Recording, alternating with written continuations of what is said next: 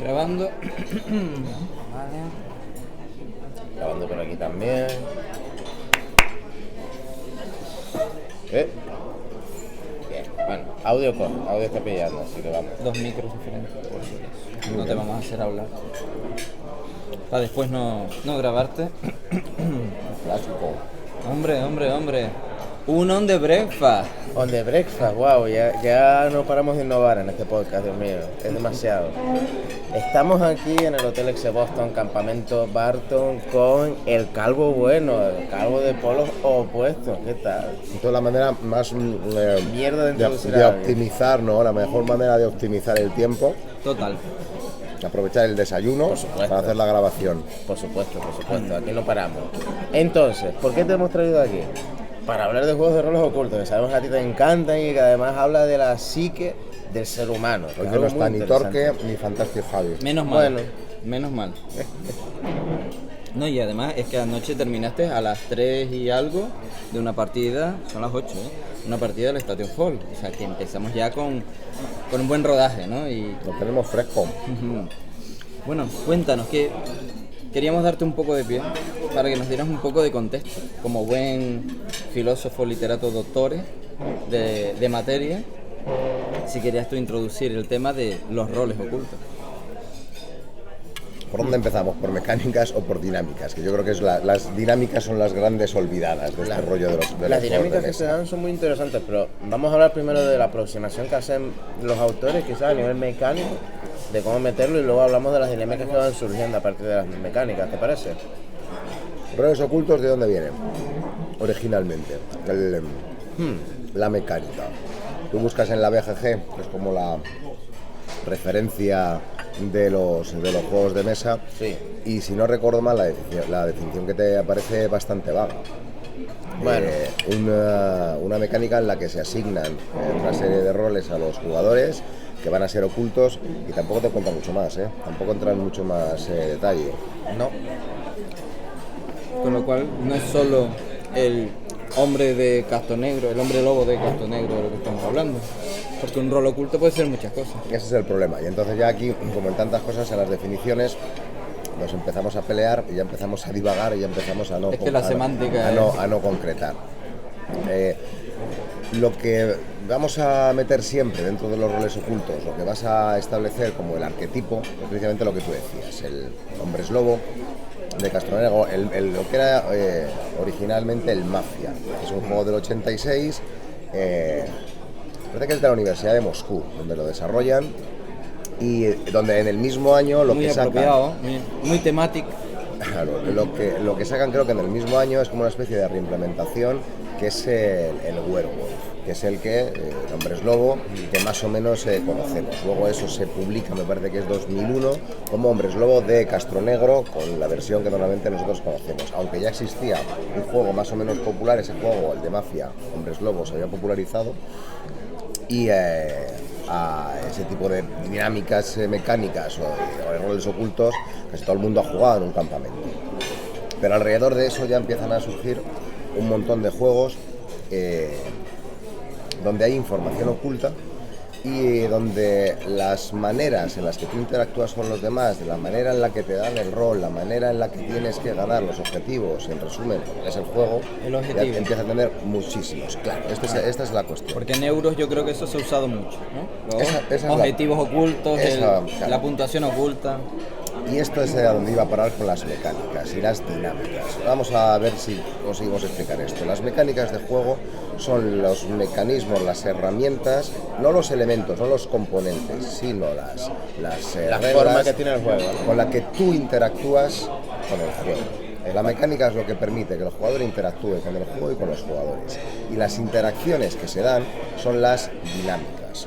Vamos a intentar explicar esto con el Kailus, por ejemplo, que no tiene nada que ver con los roles ocultos. En Kailus tienes una mecánica que es la colocación de trabajadores, igual que la tienes en muchos juegos.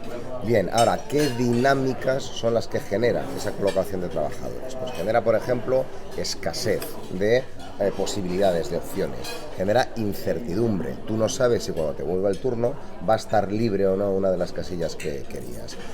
Genera que tengas que hacer una gestión de ese riesgo y una gestión de los recursos que tú obtienes. Gracias a la colocación de trabajadores, tú vas a obtener unos recursos, tienes que gestionar esos recursos y tienes que gestionar los tiempos. Esas sensaciones que al final te deja el juego, más que sensaciones, las necesidades que tú vas a tener y lo que quieres conseguir cuando haces las cosas, cuando haces las acciones, es lo que son las dinámicas. Claro. Tiene un punto subjetivo porque habrá gente que se angustie más, que se agobie más, que siga poniendo los trabajadores, pues bueno, como caigan sin tener esa preocupación, pero un buen jugador de Kailus le va a optimizar. ¿Todos los juegos lo consiguen? Pues va a depender. Por ejemplo, Kailus, siguiendo con ese ejemplo, si tú te vas a la mecánica del oro, que yo creo que está muy bien pensada, que puede aparecer más o menos en el último tercio de partida y que precisamente genera esa sensación de escasez. Hay poco oro. Cuando te toca el turno, cuando sabes que te va a llegar el turno, dices, me lo quedo y se lo quito al otro, lo dejo, me volverá el turno, es decir, genera una dinámica de esto es escaso y además es necesario para hacer no sé qué construcciones, monumentos, etcétera. Si tú no sabes jugar o no te aprieta mucho o no estás muy especializado, pues a lo mejor esa sensación de uy, que se agota esto, no la tienes. Sí. Si tienes juegos donde eso no esté diseñado para generar, ya sea de manera consciente o inconsciente, para generar ese estrés, pues tú puedes jugar, bueno, coloco el trabajador y como aquí hay abundancia de recursos, pues no pasa nada. Es decir, las mecánicas puede que no generen la dinámica por la que están pensadas y a veces por cuestiones subjetivas, como por ejemplo no dominar el juego o no preocuparse por lo que el juego se supone que tienes que hacer, ¿no? Los diseñadores son los que deberían haber engranado todo para que las dinámicas se generen, porque al final pues está en manos de los jugadores. ¿Cómo lo trasladas eso a los roles ocultos? ¿Cuáles son las dinámicas que se deberían generar en los roles ocultos? A ver, déjame intentarlo. ¿Cómo? A ver, las dinámicas son dudar del contrario, mirar lo que hace el contrario para intentar adivinar si tienes un objetivo que a ti también te interese, ¿no? Que los jugadores interactúen, pero no dentro de las mecánicas del juego, sino hablando entre ellos. Oye, que fulanito y eso tal, yo ya estoy empezando a sospechar de él. Oye, no vamos a dejar que aquel vaya solo porque está esto. El negociar o literalmente engañar. Pero mira, a mí antes de que nos enfoquemos más en los roles ocultos, me gustaría comentar este juego de el euro que es de los objetivos que están ocultos. El que tengo yo, que tiene los 9 objetivos ocultos de los 9 personajes que son la magia. Ah, el de las magias. Buah, sí, el de Millennium Game creo que se llamaba. Bueno, en Troyes pasa algo parecido. Por ejemplo, tú tienes una información oculta de qué se va a puntuar. Hay varias cosas que pueden ser puntuadas. Cada jugador sabe una de las que va a ser puntuadas, todos van a hacerse eso, es decir, eso también es información oculta. Claro. Y esa información oculta también en juegos euro debería generar también ese faroleo, ese voy a mentir o voy a ocultar parte de la información o voy a actuar.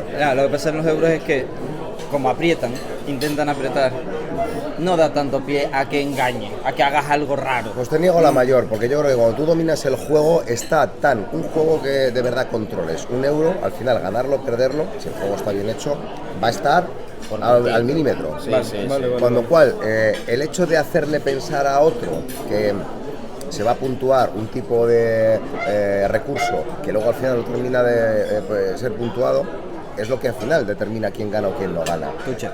¿Qué pasa? Que lo que hablábamos antes, esto es subjetivo. Alguien que, bueno, pues tampoco conoce mucho el juego o tampoco lo domina suficientemente como para estar preocupado de eso, pues a lo mejor no le da tanta importancia a esa parte del rol oculto de ocultar información. Cómo juegues el juego euro también puede ser determinante. Jugar a cara de perro, en silencio, ¿sabéis a lo que me refiero? No digo que sea mejor o peor, digo que son dos maneras de jugar distintas. Está claro, en este juego que estamos hablando, del que usted sabe de qué me habla, porque no nos acordamos el nombre ninguno, el de los magos, ¿verdad? El de los magos. ¿No? En cuanto alguien ha mirado algo que va a puntuar, te va fijando, dice, él sabe algo, yo no sé, y dice, está yendo a esto. Exacto. Hostia, tiene ya 3 magos rojos en su mano, hostia, ¿no? Sí. Puede jugar a cara a perro, como te has dicho, en plan, mira qué está haciendo, ¿no? Que está buscando, O callarte y todo serio, todo callado, la arenita y buscar la... Es que esta cuestión de qué es lo que te generan los juegos de mesa, creo que es una de las grandes abandonadas de los, no sé, de los medios, de los aficionados. Hablamos mucho de mecánicas y a veces no nos ponemos de acuerdo. Al final un juego es las sensaciones que te genera, pero no las sensaciones en ese término un poco así bucólico y romántico, sino de verdad qué es lo que estás haciendo. Tú cuando pones el trabajador en el Kairos, estás agotando un recurso, estás bloqueando un recurso, estás forzando al otro a que haga una acción. Esos son los gustitos que al final te deja el juego, esas son las motivaciones que realmente tiene el juego, esos son los objetivos. Al que le interesa eso, a dos modelos que son bastante recomendables, el de Canvas y el de Reis y Radov, que hablan de cuáles son las motivaciones y los intereses que pueden generarse en los juegos, pues la escasez, el conseguir puntos, el conseguir mejorar el estatus de tu personaje, es decir, distintos objetivos, motivaciones y dinámicas en resumen que hay en el juego, y el de Canvas, que va también en esa línea, el de Canvas con V y el de Reis y Radov. Yéndonos a los roles ocultos, por donde tú ibas, tú cuando estás jugando a los roles ocultos, lo interesante de la partida es que has tenido que ocultar cuál era tu rol, que has querido insinuar que eras otra cosa, exactamente, intentar dejar miguitas para que el otro deduzca que eras otra cosa, correcto. Ahí hay algo importante. ¿Vale? Ahora vamos a la cosa. Ahí vamos a la cosa. Que eres una cosa que no eres para meter caos, porque eres de un bando que especialmente quiere desorientar al resto de los jugadores, que haces una serie de pactos durante la partida como para intentar desvelar el rol del otro, o la sensación también de traición que se pueden llegar a generar en algunos de estos juegos, ¿no? Todo eso son las dinámicas, y eso es lo que sueles recordar realmente de la partida, lo que suele motivarte a la partida. No solo la victoria es una excusa para que haya juego. La experiencia de juego. Pero ¿para qué? Todas estas cosas se den, las mecánicas tienen que estar, pues eso, bien pulidas, y en algunos casos los jugadores se tienen que dejar. Esto es lo que yo creo que de verdad determina lo que es un juego de roles ocultos. Y ahí, lo que estábamos hablando antes, tienes los clásicos, los tradicionales, que son los juegos en los que tienes un rol oculto, en los que habitualmente hay dos bandos y hay una minoría informada y una mayoría desinformada. Es decir, Hombres Lobo de Castronegro se basa en que hay una minoría, unos poquitos hombres lobo que sí que tienen información, saben quiénes son los hombres lobo. Mientras que tienes una mayoría desinformada con una información muy parcial. Y ahora de ahí tienen cada uno que empezar a armar el puzzle de quién es quién e ir deduciendo la información. Eso es lo más prototípico de los roles, de los juegos de roles ocultos. Pero a partir de eso tienes un montón de maneras de jugar distintas, y yo, por ejemplo, sí incluiría incluso ese otro concepto de la información oculta, las formas de puntuación oculta, los objetivos ocultos, que también pueden generar esas dinámicas. Generan dinámicas parecidas, efectivamente. Se me viene a la cabeza, por ejemplo, el Stop Pack, que es otro euro bastante familiar, económico y demás, donde la clave, el puntito que le da el girito es que cada ronda, cada jugador tiene un trocito de información de lo que va a pasar. Sabes qué empresa puede subir, qué empresa puede bajar, y ya te va generando eso, una cierta sensación de seguridad a la hora de, mira, pues voy a apostar a por esto que es seguro. Efectivamente, un juego en el que hay que conseguir dinero y la dinámica es qué está haciendo el otro. Va a vender todas sus acciones verdes. Uy, acaba de vender todas las verdes. Este sabe algo, la verde se va a petar, la verde va a petar. Efectivamente. Ahí está. Entonces, claro, a más de uno le estará explotando la cabeza en el sentido de cómo podéis estar diciendo que los roles ocultos, que hay juegos euro que son juegos de roles ocultos. Si los juegos de roles ocultos, por definición, pues son más informales, son más... Más party, es la palabra, pues ese es el principal error que yo veo. Al final, lo importante de los juegos no es si Antonio José dijo en el 86 que esto se llaman roles ocultos, sino cuáles son las dinámicas que generan. Repito, las grandes olvidadas, porque entre otras cosas tienen que ver con algo mucho más escurridizo, que es la subjetividad de las cuestiones psicológicas, de los procesamientos cognitivos, de las emociones que tú tienes cuando juegas. Y eso es muy subjetivo y mucho más variable, mucho más difícil de acotar. Yo creo que todos hemos tenido en una partida de Castronegro, perdona que vuelva a otro lado, alguien que se enfada mucho porque su novio ha mentido.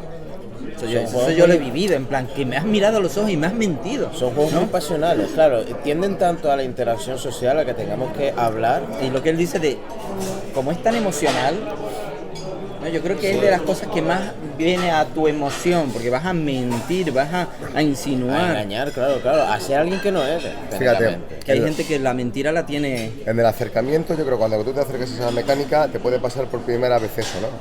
No estás acostumbrado a jugar a juegos, de repente tienes que mentir en un juego y es como, uy, pero es que...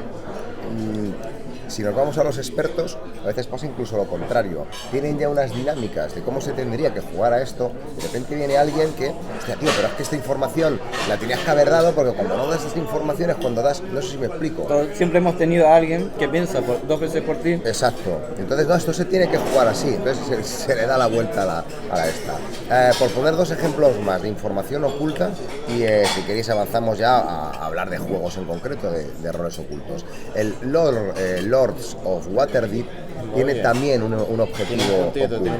La carta, de hecho, la que se llama The Lord of Waterdeep, te da una información de qué cosas vas a puntuar al final de la partida. Es un añadido, no es lo único que tú tienes que hacer. Pero lo mismo, en una partida apretada, en mi opinión al menos, ese tipo de juegos que cuando lo sabes jugar va todo a una acción, a un recurso, a una misión que te han dejado hacer, a 2 puntos. El hecho de farolear con la información o de jugar con la información oculta que tienes, de hacer pensar que vas a ir a por esto, hacer pensar que necesitas esto, puede ser lo determinante, ¿no? Sí. Ese faroleo, ese engañar, ese hacerse pasar por, coge también peso ahí. Y otro ejemplo que me venía a la cabeza que es reciente es el Oh My Park, que es un juego de Mercurio, es un jueguito de cartas de 15 minutos en el que lo mismo, cada jugador tiene un objetivo oculto que le va a dar una serie de extras y que puede ser al final lo determinante para cerrar la partida o para determinar el ganador, ¿no? ¿Te parece? Sí, oye, muy interesante, de verdad. Y además agradece gente que... Y esto hay que alabarlo, gente que es docta, que le interesa, que busca bibliografía. Hay que darle valor a estas cosas. Hay que darle mucho valor. No es todo el juegas, tal, no. Esta cosa, yo te quiero dar valor a cómo tú lo expresas, porque el acudir a bibliografía, el tener unas bases fundamentadas, es lo que nos da nivel. La magia no de digo eso, en los juegos de mesa, en la vida. La magia de eso y lo complicado es hacerlo entretenido, divertido. Es mucho más espectacular el esapuzco de juegazo, pepino, me peleo contigo. Vamos a abrir esto y tal. O interpretamos la pelea que estamos viendo en la discusión. Hablar de bibliografía es algo que por definición es un coñazo padre y sin embargo suena pedante, entonces es muy difícil hacer de una manera carismática, explicar cualquier cosa medianamente académica, hacerlo didáctico. Sí, exacto, es donde yo creo que es más complicado. Canino es el que nos tira mucho de las orejas, ¿no? Joder, Calvo, es que tendrías que hacerlo más accesible. En el fondo lo que está diciendo, deja de ser tan pedante y dilo de una manera mucho más cachonda. Pues eso es lo que nos falta, yo creo, en el mundo de los juegos de mesa. Bueno, faltan muchas cosas. En la medicina falta también, y no se debería. Ese punto de una autoridad, alguien con prestigio, alguien con carisma y además que lo cuente divertido. Sí. Bueno, como se suele decir, el que sabe no habla y el que habla no sabe. En esto, pues es cuanto más sabe que no sabe. Si te parece, y así comes tú un poco, contra que me está apurando verlo, vamos a pasar un poco a juego, que luego volvemos para adelante, para atrás, pero con el que ha sido un poco la revelación de esta jornada. Ya lleva un par de meses en boca de la gente. Estamos hablando de The Thing, la cosa. De John Carpenter. Un juego que ha sacado en castellano GeneX, puede ser, con un manual que creo que está bien traducido, lo cual ya es un mérito, gracias a GeneX. Sigue así, ese traductor le pagas, ¿vale? O más, o lo contratas más, por favor, Y ¿cuál es el punto de vista de este juego? En este juego estamos en un búnker en el Antártico, como en la película, en una zona con mucho frío, y pues se va a quemar, se está perdiendo el petróleo de la calefacción. Hola, don Marcos, muy buenos días. Se está perdiendo muchas gracias. Se está perdiendo la calefacción, se está perdiendo la luz, la electricidad. Sí. Y hay alguien infectado ya desde el inicio. Hay alguien que es la cosa. Y la cuestión es que hay que repartirse, cada uno ir a un sitio, y cuando ya hay 2 personas en el mismo sitio, va a haber un intercambio de saliva. Que no siempre tiene Redunda en infección. tiene que terminar en infección. Porque es una posibilidad del 50%. Efectivamente. Entonces, da opciones a los jugadores, tiene unas dinámicas muy rapiditas, es un juego largo de explicar y que ayer, en cierto punto de la jornada, había 5 partidas montadas a la misma vez. O sea, algo espectacular. Quiero decir, gente con Wargame, gente con tal, gente con euros y tal, y habían 5 partidas de toda esta jornada jugando. Te voy a contar por qué. Porque es un juego que requiere de muchos jugadores para ser interesante. Las dinámicas que generas de sospecha, de yo me fui con tal, me junté, a ver si va a estar infectado, a ver si el otro, esa dinámica justamente requiere que haya, yo creo que mínimo 6 personas y preferiblemente 8. Y permíteme que te añada, y gente del mundillo. Es decir, alguien que aguante una explicación de 30-40 minutos. Claro, sí, pero esto no es ayer, un juego para pero novatos. cuidado, fíjate, ayer había 5 mesas en paralelo, pero es que por la mañana, a mediodía, se habían jugado también partidas de la cosa. Nosotros habíamos jugado en otro momento, había habido otras 2 o 3. Un disparate. ¿Por qué pasa eso? Porque yo no creo que todos los 40 jugadores que me salen a mí, de 8 por 5 más los 50 jugadores, sean todos de roles ocultos a muerte. O sea, muchos serían de otro tipo de intereses, ¿no? Más Wargamer, más Eurogamer. La cosa además ha cogido ese halo de, hostia, juego de roles ocultos que funciona. Sí.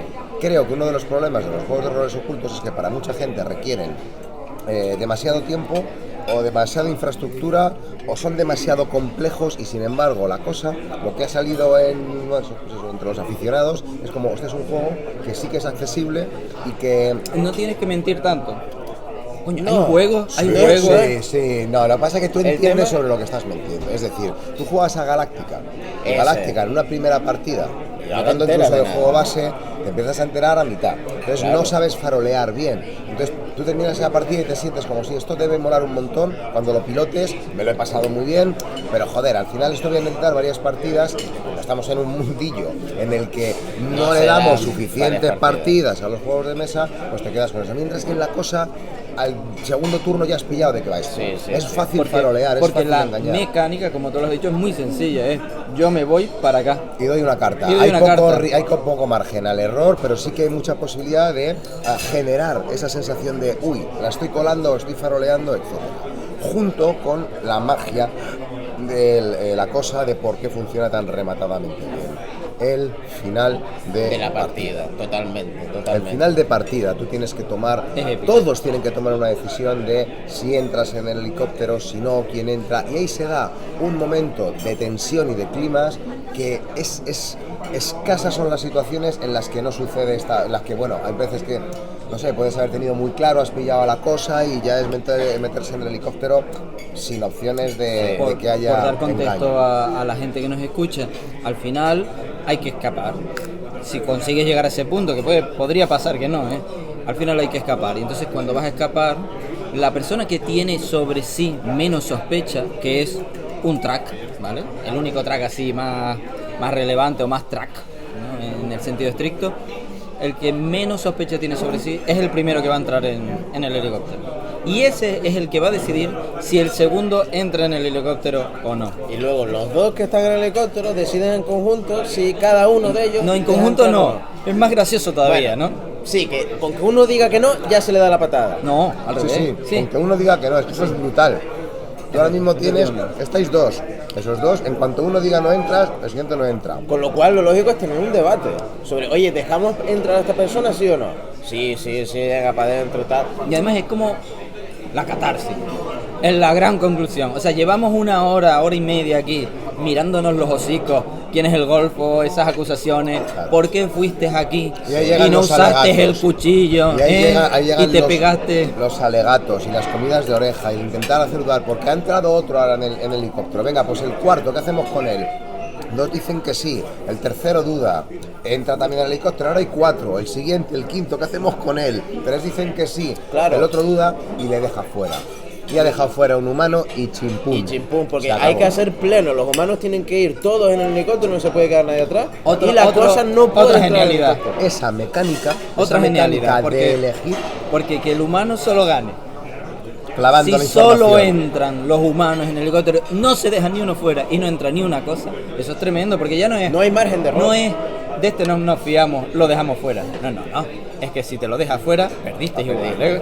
Esa mecánica de elección, que es bastante original por otra parte, la mecánica es original, pero lo importante no es la mecánica, es la dinámica. ¿Qué genera eso? Unos debates intestinos, unos alegatos, unos lloros, un clamar al cielo de pero ¿cómo no os podéis dar cuenta de que os está engañando? Y eso en casi todas las partidas sucede, y estar apretado con decir, hostia, ¿habremos acertado o no? Una cosa que yo cambiaría del juego es que te dice, bueno, en cuanto haya el momento en el que haya entrado la cosa, uno de las cosas se lo dice y se acaba la partida. No, bueno, haz todo el paripé, termina de esa secuencia. Hombre, yo creo que... Y después que todo el mundo revele los porque roles, en el juego ¿no? tienes que parar cuando la cosa entra. Sí, te dice que... Pues en nuestro helicóptero, el primero que entró... Era la cosa. Entonces se supone que ya lo revelas y porque es como, bueno, el resto ya sabía, ya bueno, pero déjalo para que haya... Nosotros lo hicimos hasta el final. A la partida del mejor momento, eso es. De esa revelación final, cuando ya los humanos piensan, guau, sí, lo dejamos contrario, fuera. Y simplemente sentarse a pensar. Hacer una conclusión, pensar, oye, después de toda esta partida, no, es que estos se juntaron en esta habitación. Eso es lo que exactamente hace que brille la cosa. Todo el resto está muy bien y funcionaría, o sea, ya el juego sería excelente solo por las mecánicas anteriores. Pero ese momento final, y además es el ejemplo perfecto de lo que hablábamos antes, como una mecánica original en este caso, de cómo se elige quién sale o no del helicóptero o del quitanieves, genera unas dinámicas que son de verdad lo interesante. Qué es lo que es cómo te sientes en ese momento y cómo convences al resto y cómo te obliga a interactuar y repito, pues a convencer y argumentar el por qué sí y el por qué no. Un poco concluyendo, ¿la cosa es un familiar? No lo es. La explicación yo creo inicial tiene que tener su... Y son 2 horas de partida y a partir de ahí... Su atención. Lo mismo si tú tienes un grupo que juega mucho a juegos de roles, a Secret Hill, lo tiene manejado, no te lo piden, lo saca y tal igual, lo mismo ahí puedes decir, oye, esta es la cosa, ¿no? Y lo puedes aportar. Y luego el número de jugadores. Menos de 6, yo creo que esto no tiene mucho sentido, pero no lo hemos jugado. Yo no lo he jugado a menos de 6, quiero decir, tampoco voy a jugarlo. Menos de 6 se juntan ya 2 y hay otros 3 que ya van a sospechar a saco de eso. Hombre, Marco, toma asiento, por favor. Y poca opción a la réplica, al debate, hay entre 2 personas que se han juntado y los otros 3 debatiendo, ¿no? Bueno, en el manual hay un modo para 1 a 3 jugadores, o sea que hay una intención de que la cosa se mueva, ¿no? Pero bueno. Como todos los buenos juegos de roles ocultos, yo creo que se empieza a disfrutar a un número alto de jugadores. Y este especialmente es exigente en eso. Yo jugué, la partida que jugué yo fue a 8 y creo que es el número ideal para jugar, porque da mucho pie al debate, ya digo, da mucho pie a que hables, a que haya posiciones contrapuestas en ese debate. Yo no quito que a 6 pueda funcionar, pero menos puede de funcionar. Menos de eso no lo veo tanto, y esto es un juego de asociación. O si en tu casa tú reúnes a 8 personas, no es tan raro, tienes unos amigos y tal, y lo que te digo, y son capaces de tener un poco de atención. A 6 funciona, o sea, yo lo he jugado un par de veces y sí que tira. Mejor 8 porque hay más posibilidades de interacciones, te aprieta, bueno, el juego te aprieta en los dos sentidos, en la parte de gestión, vaya, de cómo se van agotando los recursos, eso yo creo que está más o menos equilibrado. Y luego el juego no es complicado, lo que pasa es que cuando hay que explicar varias cosas. Yo creo que eso es importante. Además es temático, se acaba la gasolina, hay que echar gasolina. Pero que para que se entienda que en comparación con los otros juegos de roles ocultos, largos, tipo Galáctica, tipo Insondable, etcétera, no, eso es un escalón, es una liga un poquito inferior en densidad de reglas. Sí, totalmente. Son reglas que se entienden más fácilmente. Y si me permite, quiero darte pie a un juego de roles ocultos que te vi jugando ayer, que viene acompañado de un gran libro caja, un altarcito, un tapete en el suelo. Blood on Clock Tower. ¿Me equivoco en el título? Pues sangre en la torre de la torre. En la torre del reloj. No, la sangre en la torre del reloj. En esencia es un hombre eslobo. Sí, ¿no? Yo en esencia es un hombre eslobo de Castronegro, donde un jugador tiene que hacer de narrador, que es uno de los grandes problemas, uno de los grandes conflictos que tienen este tipo de David, juegos. asómate. Es que está donde había arriba. Experto en roles ocultos también. Bien, invitado. esto muy oculto. Hoy tenemos que coincidir. Uno de los grandes hándicaps de los juegos con narrador es que alguien tiene que sacrificarse para dirigir la partida del resto. Claro. Esto es lo que le pasa a este juego. Como en muchos juegos, los Dungeon Crawler que tienen el máster y que se cambia Te niego la mayor. Los Dungeon Crawler bien hechos, el jugador que hace de malo juega. En Conan el malo tiene que jugar. En el de Casto Negro se lo pasa bien narrando. Si te gusta contar un cuento, pero jugar.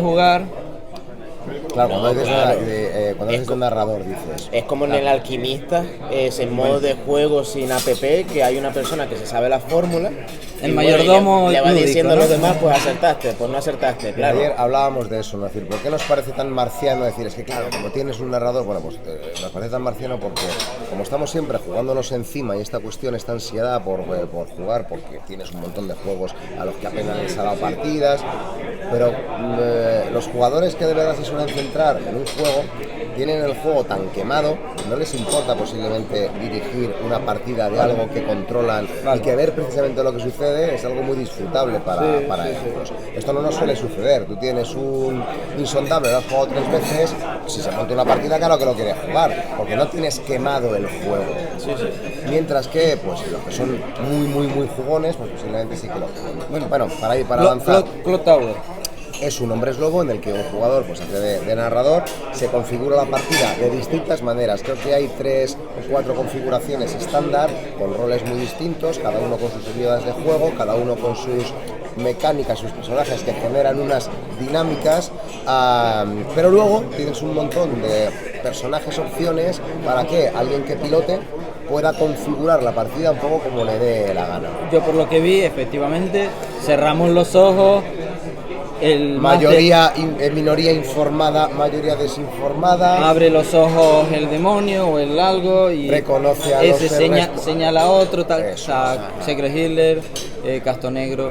¿Qué diferencia o qué te pareció? ¿O si era un mojón? Por favor. No, el juego es un hombre lobo de Castro Negro con la variante que yo encontré más destacable es que los muertos siguen jugando.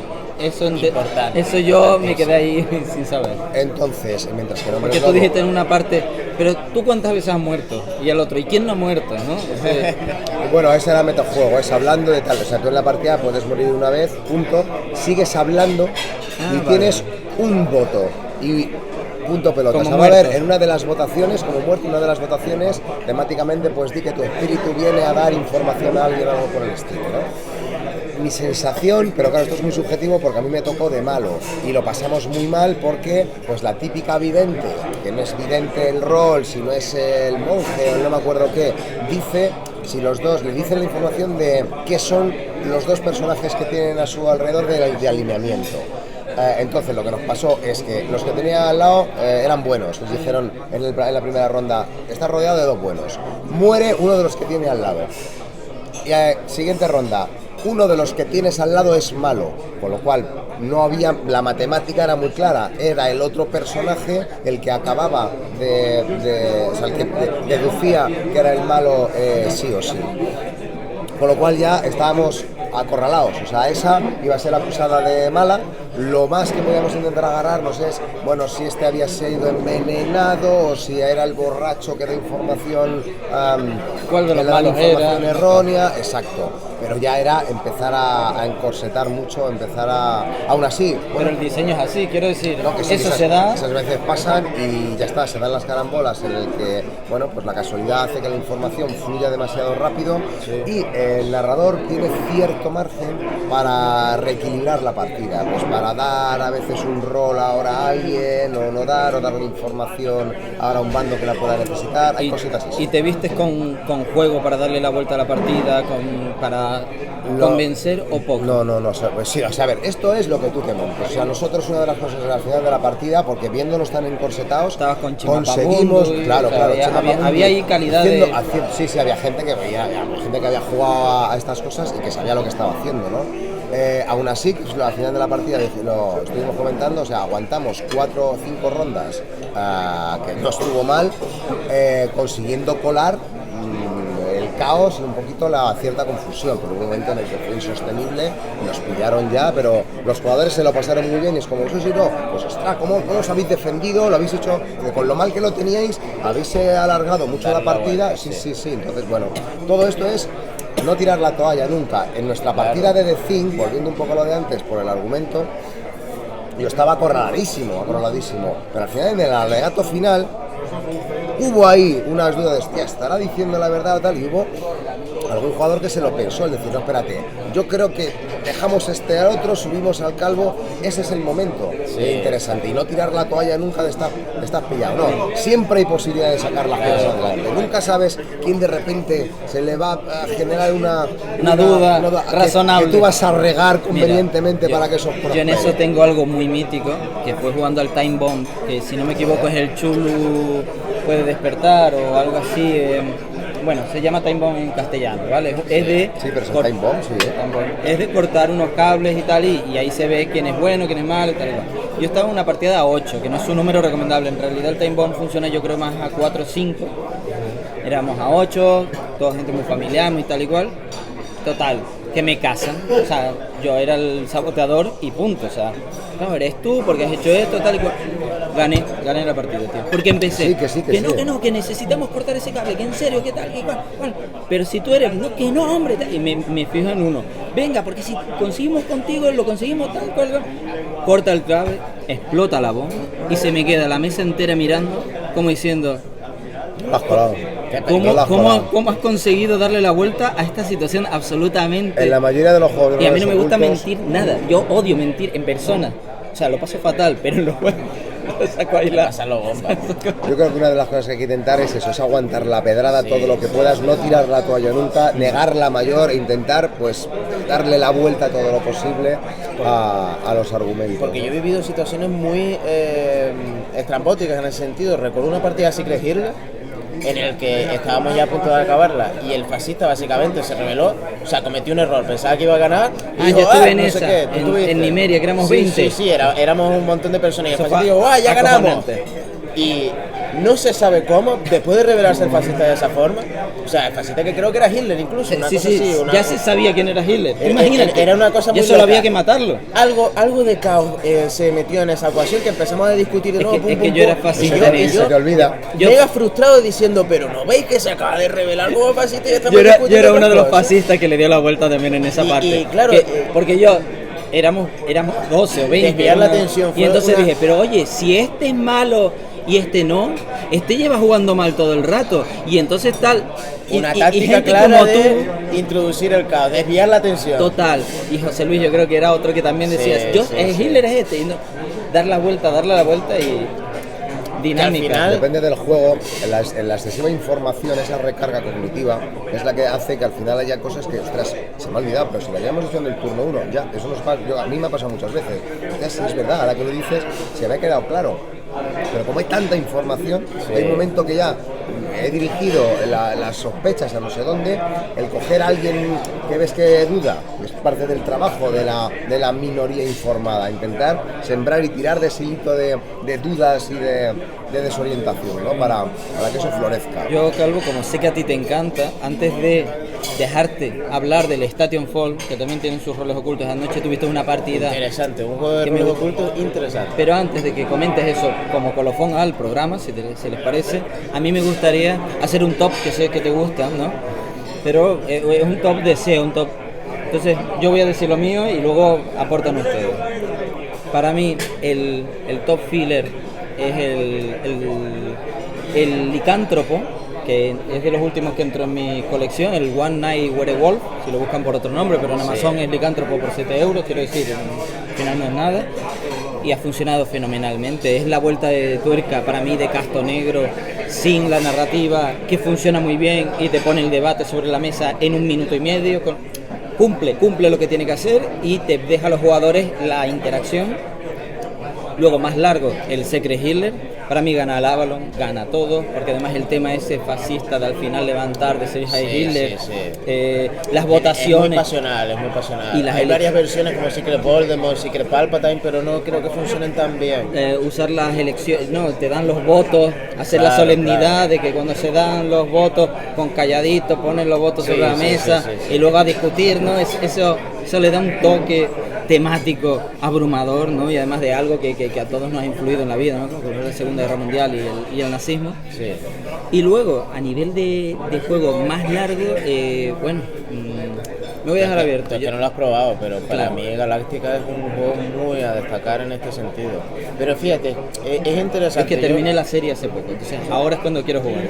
Yo, en vez de destacar una serie de juegos, lo que me gustaría ahondar es una cosa que no hemos hablado, que es que los juegos de roles ocultos dependen en su mayoría, normalmente los juegos dependen de sus mecánicas, es decir, la calidad del juego depende de la mecánica, pero la calidad en las partidas de los roles ocultos depende de los jugadores, depende de las dinámicas, lo que mencionaba Calvo al principio. Si jugamos con un grupo de jugadores que están callados, que no interactúan entre ellos, que no tienden a la sospecha, no tienden a intentar engañar a los demás, porque a lo mejor no les salen, son muy honestos o no tienen esa capacidad de teatro, ¿no? que hay que tener en esta clase de juego, un poco, que tú eres no sé qué, que tú eres no sé cuánto. Permíteme que diga que ahí añado algo. El mejor juego de roles ocultos es el que incluso la persona tímida tiene su capacidad de licántropo. Yo he visto a las personas más tímidas ser capaz de engañar, haciendo poco, es decir, no haciéndolo. A ver, quizás no es que sea el mejor por hacerlo, pero lo permite y eso hay que valorarlo ya. Es que esa es la magia de un buen diseño de un juego de mesa. El problema es que hay cosas que ya se escapan a lo que el autor puede hacer con los jugadores. Una mecánica de juego y un reglamento bien elaborado va a generar que los jugadores actúen como se espera más o menos de ellos. El problema es que tenemos algunos juegos donde dependes de la propia experiencia de juego. Si tú sabes realmente cómo engañar, porque conoces muchas reglas y por tanto muchos subterfugios, vas a poder generar situaciones más ricas o más complejas para el juego. Galáctica es el ejemplo perfecto. Galáctica con 3 expansiones es un juego que tiene 45 cartas de habilidad, que tienes pues, como 20 localizaciones y tienes un montón de habilidades de personajes. Todo eso te permite hacer un montón de cosas distintas y que puedes jugar de una manera mucho más agresiva o de una manera mucho más soterrada, ¿no? Los juegos ¿Qué pasó?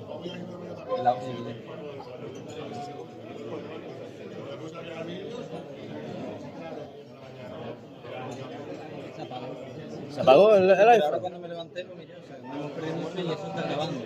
Bueno, eso está, si no se sube como audio, está. A ver si se graba La batería. No, a ver si se graba el vídeo.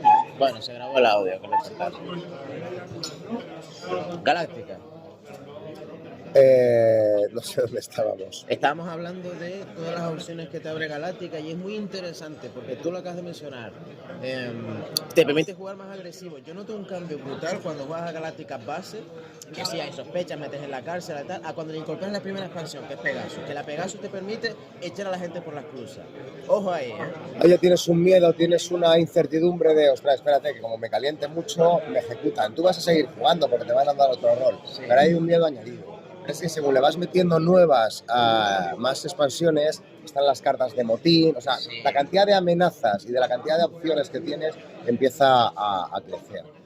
Galáctica tiene las dos caras de esa moneda. Por una parte tienes muchas más opciones, pero por otra necesitas conocer el juego para poder exprimir todas esas opciones. Volvemos al inicio en cuanto a que a los juegos les vas a sacar el jugo cuando conoces suficientemente las mecánicas como para que todas las dinámicas y todas las posibilidades aparezcan. Hay juegos donde tienen menos reglas y eso aparece más fácilmente y aparece desde la primera partida, y hay juegos en los que necesitas varias partidas para de verdad sacarle el juego. Si no se las das, si no le das las 3, las 4, las 5, las 10 partidas que necesita, no lo vas a disfrutar plenamente. Eso es uno de los problemas que yo veo. Por seguir con Galáctica y la comparativa y el asunto de las dinámicas. Insondable. Teóricamente es el mismo juego. Teóricamente. Es el reglamento y De hecho, es lo mismo. incluso mejor, porque Insondable coge lo mejor de cada expansión de Galáctica y ya lo incorpora dentro de una sola caja. O sea, por ejemplo, la Unas mecánica cuantas cosas, sí. de invasión Cylon, de tablero aparte, ya lo mete Insondable. Sí, la flota Cylon, La de esta flota Cylon, cuestión continua en la que los monstruos siempre están apareciendo. Efectivamente, sí. Tiene, se supone que grandezas como que tú ya no estás ultra especializado, ya no eres un político, un militar, un piloto, sino que todos los personajes hacen de todo. Teóricamente hay cositas que están pulidas.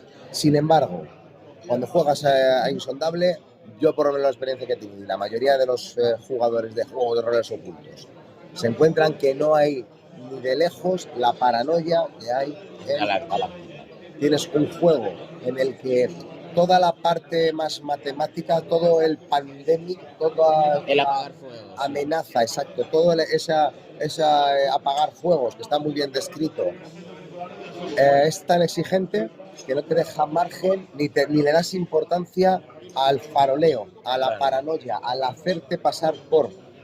Es tan exigente el juego, por otra parte, que tampoco aprieta tanto a los malos de que tengan que rebelarse. Estoy hablando en general. Puede que haya habido partidas en las que de repente se le pone extremadamente de cara a los humanos y esto cambia ligeramente. En mi experiencia, con las 20 partidas, es que salvo en una o dos en la que los humanos tuvieron alguna opción y una ganaron, bueno, han ganado de alguna más, ¿no? Pero no es la sensación de, ¿cómo decir?, de paranoia, de que estés faroleando, de que estés como en Galáctica, hago esto, pero en realidad me gustaría haber hecho lo otro, pero lo voy a colar, lo voy a... No. Sí. Mismo casi reglamento, mismas reglas, mismas mecánicas y unas sensaciones completamente, a ver, no digo completamente distintas, ¿no? Pero que no se generan. Algunas, no que, favorece la dinámica que favorece exacto, Galáctica. Exacto. La paranoia, las acusaciones, pasa a un segundo plano. Lo importante es cómo actuamos el ritual. De que no tenemos margen de error, o sea, no podemos estar sospechando de que hacia aquel que es igual, vete a hacerle test o vete a ver si es tal o vete a... Y a la contra, en cuanto alguien se sale del guión, en cuanto alguien se sale de lo que prácticamente es obvio que hay que hacer ahora para intentar salvar los muebles, pues obviamente es que es el malo. Claro. Y es que nadie que sea bueno va a estar ahora improvisando estrategias, a ver, claro. Es mucho más, no sé. Y fíjate que yo creo que los personajes en Galáctica tienen mucho más peso. Por ejemplo, partida en la que haya Gaius Baltar, partida jodida, porque el Gaius Baltar va a poder ver una carta de identidad de los otros y entonces ya tiene más información que los demás. Si es humano, le interesará compartirlo con los demás, le interesará ir a favor, pero sobre él también recae más sospecha, porque creo que robaba más cartas de lealtad. Sí, roba 3 o roba uno más. Luego, las partidas en las que está el almirante Cain, cuando la expansión de Pegasus, también jodidísima, porque votación de la cárcel que salga mal, tío que se puede ir por la cruz. Sobre todo la de Cain, a mí sí que me parece el personaje que puede ser más condicionante. Porque realmente la vida buena que tiene es que sin que estés en el contador de forzar el salto, puedes forzar el salto. Entonces puedes saber acabar de saltar, estar ya en posición en 5 distancias, fuerzas un salto.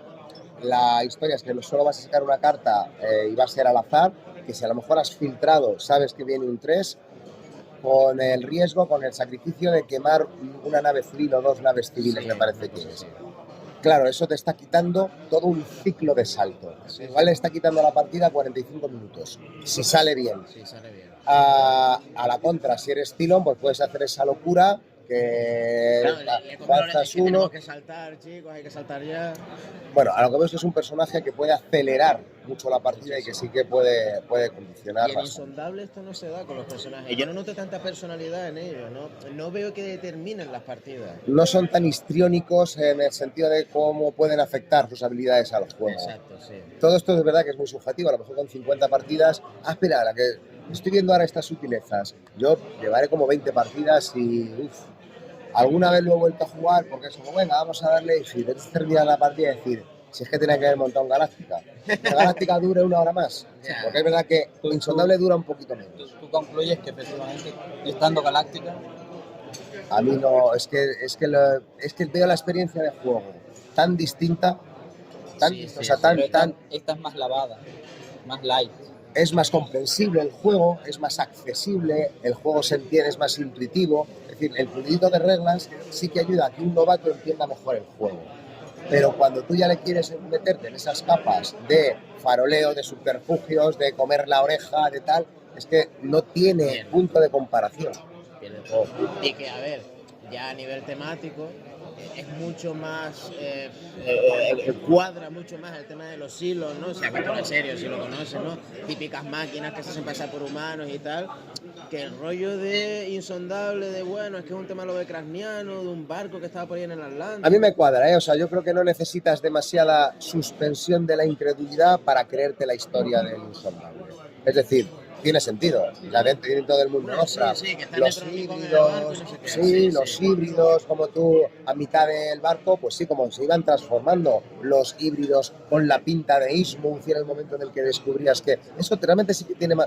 Hay gente que lo ha criticado, no, es que los Cylon cuadra más, sí, hombre, los Cylon cuadra más, está hecho a posta. Aquí es una adaptación, pero es una adaptación que sí que cuadra. Yo la crítica temática no la comparto, ¿eh? O sea, yo creo que temáticamente está bien hilado y no ese es el problema. O sea, el problema es que el juego te lleva a la parte euro, te lleva a la gestión extrema, porque es demasiado exigente, te deja farolear poco, deja poco margen y hace que no te centres en eso. Lo hemos comentado ya un par de veces, Con ¿verdad? lo cual, sí, vamos Sí, a... no es por eso que Quería entroncar con lo que comentaba. que tienes que pasando- poder farolear, perdón. Sí, sí, Y si no pasando de un juego de gestión extrema a un juego en el que no puedes gestionar nada. Station Fall. Por ahora, porque llevamos 2 partidas o 3, pero la idea es que sí. A ver, es verdad que es muy loco. O sea, el Station Fall es una noche en la ópera de los hermanos Mars, pero no estás en la ópera. Estás en una nave espacial, estás en la Mir que se cae. Con un montón de personajes, pues que parece que son de un juego de rol, que has tirado 3 dados de 10 y de repente, exacto, con unas capacidades como muy raras. Station Fall. En Station Fall tienes personajes que son pues muy locos, es como si los hubiera hecho una partida de rol en el que tiras 3 dados de 10 y característica, es un animal, característica, roba objetos brillantes, característica, es capaz de colarse por las rendijas. Bueno, ¿qué hacemos con esto? Pues un mono de experimental que quiere cosas brillantes, dices. Así estos son todos los personajes. El billonario que estaba en la nave y que lo que quiere es coger el maletín y su perrito y pirarse. El botánico que está cultivando una planta carnívora. y que lo que quiere es alimentar la planta. El juego de roles ocultos lo que tiene 2 roles, ¿no? Tú tienes 2 roles asignados, uno principal y uno secundario. Eso, es que son con los que vas a Pero puntuar tú al final de la puedes, partida. exacto, pero tú puedes manejar todo. Eso es. Con lo cual, ahí ya, por ahí un montón de personajes. Fíjate, por jugador. aquí ya encontramos una mecánica diferente a lo que veníamos hablando. Ya no son 2 bandos enfrentados, uno con una mayoría desinformada, ¿verdad? Aquí ya es todo el mundo parte de la base de hay un personaje mío que es el principal, que es con el que tengo que intentar escapar, se supone. Y voy a lo mío. Exacto. Y Se gana en individual. Solo va a ganar un jugador que es el que más puntos tenga. Efectivamente. Mira, yo solo voy a decir una frase y ya les dejo a ustedes, que lo hablé con Chema Pamundi el otro día, dice, él lo había jugado, dice, no, pues es algo especial y tal. Claro, ya en los juegos, en el medio, lo que quieres es algo diferente. Y quizás por eso este juego tiene tanto foco. Es algo diferente. No, es diferente, está clarísimo, y es un juego que sí que genera mucha... Mira, lo mismo, las mecánicas sí que generan una narrativa además. O sea, aquí generan... Además, sí, muy cinemático. Y es fácil de entender. O sea, no necesitas pilotar demasiado el juego para ver que, es que ha venido el botánico aquí, ha cogido la planta, joder, y se ha venido aquí que había un cadáver para que se lo coma. Entonces tú esa película, sin que tengas una capacidad muy extrema de fabularte las situaciones, yo soy muy torpe para eso, hay peña que le dibujas un círculo y un palote y ya está viendo ahí, yo qué sé, a los elfos entrando en Minas Tirith. A mí eso tampoco te crea. Y sin embargo aquí sí que lo ves. Sí que ves las pequeñas secuencias de, ay, mira cómo este robot ha venido aquí para pegarle un tiro a este, mira cómo este ha robado el maletín, le han dado con la llave Stilton, que se llama, ¿no? Las llaves estas para dejarle groggy y robarle el maletín y llevárselo al otro. Todas esas mini secuencias la ves. Una noche en la ópera, lo ves claramente en el juego. Además de crear dinámicas, creas una narración y esa narración la ves claro. Eso yo creo que es una de las cosas que la gente sí que está viviendo y que está generando interés. La mecánica principal de juego, o una de las mecánicas principales, que es la que tú puedas elegir a todos los jugadores, se asemeja mucho a la de Rumble in the House. Un juego chorri, un juego de 10 minutos, de 15 minutos, en el que tú tienes un personaje oculto que eres tú de verdad, pero tú puedes mover a todos los personajes. Al final tiene que sobrevivir solo uno, con eso haces un contaje de puntos de quién ha muerto antes, quién ha muerto después. Pues esta mecánica que yo decía, esto a mí me suena de algo, el que todo el mundo puede elegir a todos los personajes. Shangri-La me parece que también pasaba algo parecido. Si esto me lo estoy fabulando ahora. Había algún juego más tirando para atrás que sí que tiene esta mecánica de que todos los jugadores puedan manejar, puedan manipular a todos los personajes y que no sepas quién es quién, ¿no? Lo complicado de Titanfall es que tienes un exceso de información en la primera partida. Cada personaje, imagínate que puede haber una partida de 6, me parece que son 15 personajes. Cada personaje tiene unas habilidades especiales si se revela. Algunas habilidades especiales sin revelarse. Por ejemplo, el mono es capaz de meterse por unos túneles. Hay una especie de oficiales que son capaces de abrir puertas. Cada uno tiene su cosita que es pública. Pero cuando se revela, ya digo, tiene alguna cosita añadida.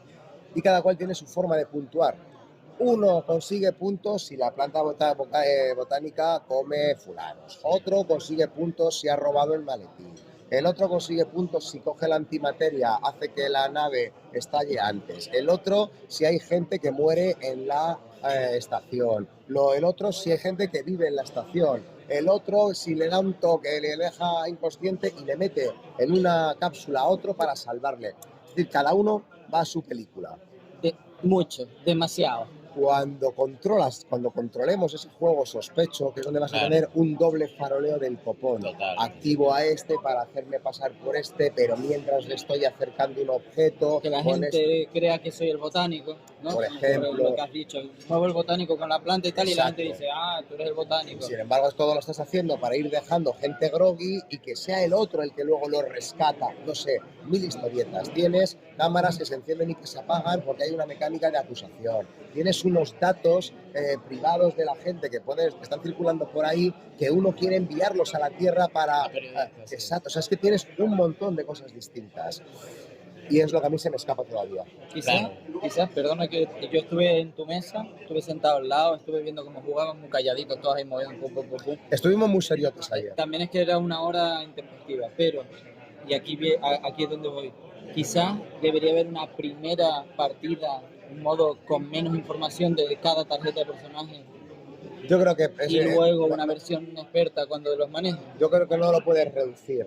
Yo creo que la primera partida es juégalo como sea y lo que nos pasó ayer. Ahora que ya más o menos hemos visto de qué va el juego, ahora ya me leo el reglamento, ahora ya me leo el trasfondo de los personajes, ahora me veo de qué van y a lo mejor en la siguiente ya más o menos puedo empezar a tener planes más complejos. El tema es que es un juego que tiene una curva de aprendizaje a la que no estamos acostumbrados. Tiene la curva del a esta divinidad. Sí. La curva, no, a ver si dejo esto claro, no estoy diciendo que sean juegos... Difíciles de jugar. No, que sean el mismo juego. Porque aquí dicen Stadium Emerald, el Titanfall es como el Stadium Emerald. No, o sea, la mecánica y la dinámica no tienen nada que ver. Que gana. La necesidad de partidas para sacarle el juego a Stadium Emerald. Sí. Stadium Emerald tiene una explicación de 3/4 de hora la primera vez que juegas. Sí. Y de esa burra no me bajo además, porque tiene muchísimas cosas. No es un juego fácil, me discutían ayer. O sea, Stadium Emerald tienes un montón de cositas. Un montón de cositas distintas, un montón de mini reglas. En Titanfall lo mismo. Pues son 20 o 30 localizaciones las que puede haber. Cada una hace una cosa. Esta abre la antimateria, esta hace los datos, esta hace estos otros datos. Aquí tienes el proyecto X, que lo puedes abrir. Con esto abres no sé qué con puertas. Con esto abres las escotillas. Con esto haces el procedimiento, el protocolo final. Hay un montón de cosas que puedes hacer. Además de los personajes y de las habilidades. O sea, eso, vas a tener un montón de partidas que más o menos funcionen hasta que por fin tengas una que... En la que ya sepas manejar el juego lo suficientemente bien como para ya poder manipular a los demás. Para tener un plan. Ojo, ayer teníamos pequeños planes. La sensación que tuvimos todos es, bueno, pero es que al final todos hemos disparado. Y más allá de disparar y coger objetos, no hemos podido hacer mucho más. Oye, mira, pero date con un canto en los dientes, porque os habéis cargado 3 veces a la doctora. Hemos tenido, los que teníamos la doctora, aquí uno teníamos a Jekyll y otro a Hyde, como los dos estamos interesados, los dos hemos ido a curarle, le hemos curado 3 veces. Aún así tampoco hemos conseguido que se escape. No sé quién le ha quitado el casco a no sé qué. O sea, ha habido todas esas interacciones, pero un poco más limitadas a las cositas que entiendes en la primera partida, que es que puedes golpear, que es que puedes disparar y es que puedes coger objetos, ¿no? Cuando ya controles todo el resto de habitaciones, pues ahora espérate, voy a empezar a jugar con la antimateria. Entonces ya sé que cuando esto lo abro aquí, ya aprieto por esta parte, toda la gente va a tener que hacer, yo que se va a intentar que la nave no caiga, y yo mientras aprovecho para colarme por no sé dónde. Todos esos dobles planes son los que aparecen. Una narrativa emergente clara. Correcto. Sí.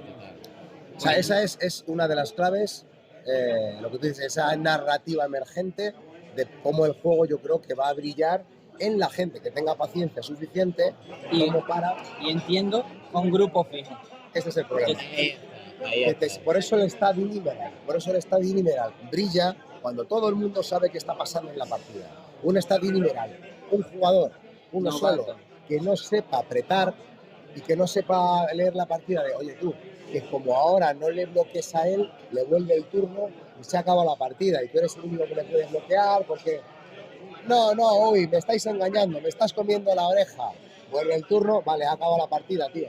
Si lo hubieras bloqueado, ¿me explico a dónde quiero ir a parar? Tiene el aprendizaje.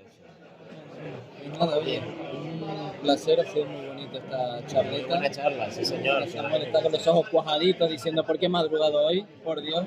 Pero ha merecido la pena, Pues oye, gran charla, sí señor. Una horita, ¿no? Una horita. Una disfonía que estamos ya, esto de las convenciones, uno de los problemas que tienen es lo mal que cuidamos la voz, cómo la forzamos, como la estamos forzando ahora, porque Pues sí. tienes un ruido ambiente en el que sin darte cuenta, Tienes que elevar la voz, sí. y estamos por la mañana, que todavía, yo no sé por la noche cómo llegaremos. Bueno, vamos a intentar llegar bien. Muchas gracias, Calvo, de verdad. A vosotros. Muchísimas gracias. Y nada, vamos a jugar, que es lo que importa.